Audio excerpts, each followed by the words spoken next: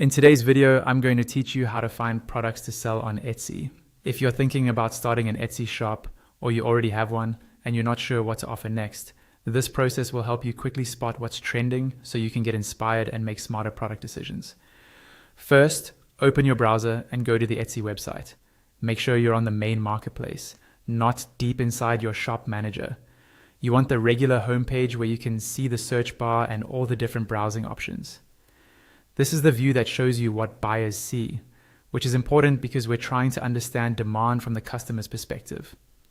Once you're there, look for the option to browse by categories. This is usually near the top of the page or sometimes in the navigation bar. Click on categories. Instead of typing random keywords, using categories helps you zoom out and see broad product groups, which is great when you're researching ideas and not just searching for one specific item.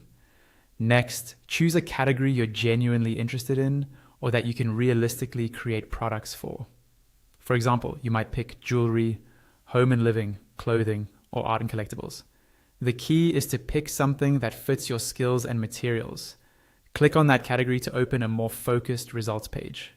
You'll now see thousands of listings, but we're going to narrow this down to the products Etsy itself considers strong and trending.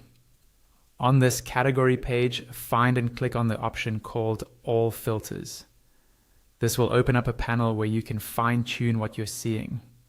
Filters are powerful because they let you move from a huge, overwhelming set of products to a smaller, more targeted group.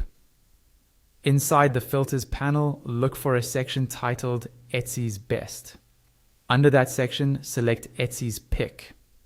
Etsy's picks are items that the platform has highlighted, often because they are high quality, well presented, and performing well with buyers.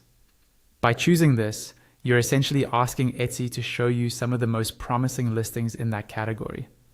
After selecting Etsy's pick, make sure you confirm the choice by clicking on Apply.